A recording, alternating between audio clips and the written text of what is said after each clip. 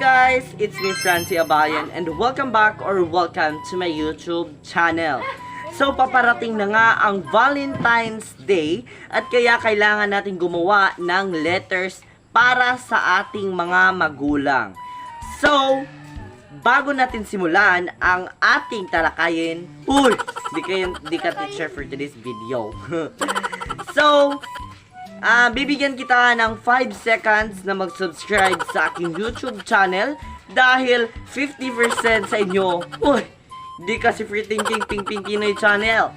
So, bago natin simulan, bibigyan kita ng 5 seconds para mag-subscribe sa aking YouTube channel dahil napakalaking tulong ang iyong ginawa para sa ating kinabukasang lahat.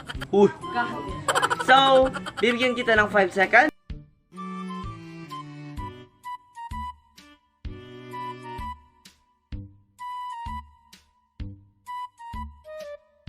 Nakasubscribe ka na ba, kaibigan?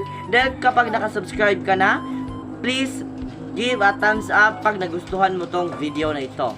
So, ang ating tatalakaying video is, or ang video na gagawin natin is top 5 Valentine's Day letter for your parents. So, gusto mo bang gawan ng letters ang parents mo ngayong Valentine's Day? Para sa iyo ang video na ito.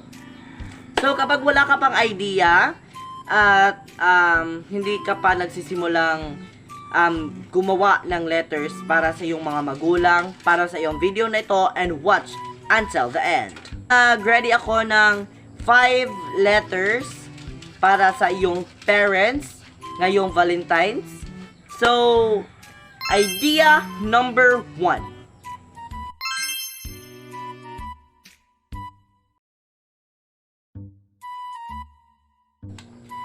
So, tapos na tayong talakayin ang idea number 1. And let's proceed to idea number 2.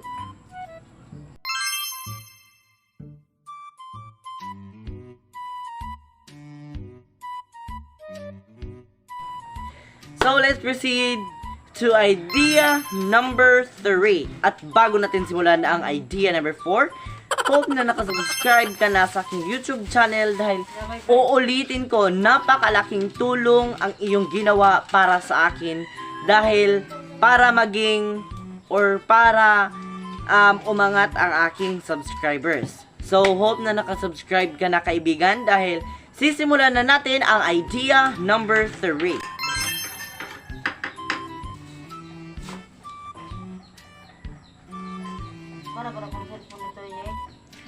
So, tapos na tayo sa idea number 3.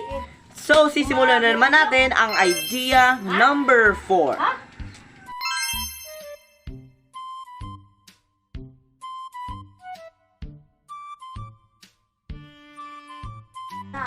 So, hope na meron ka ng idea para gawan mo ang iyong mga magulang dahil sa sakripisyo nilang ginawa para sa iyo or para sa atin.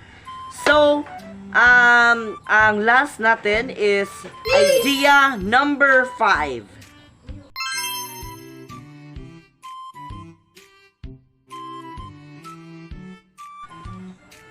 So, doon lang tayo nagtatapos.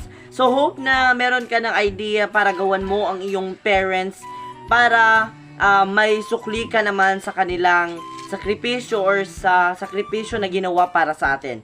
So, hope you like this video. Please do like, share, subscribe, and click the notification bell para ma-update ka sa lahat ng aking mga video. Bye-bye everyone. Thank you for watching and happy Valentine's Day.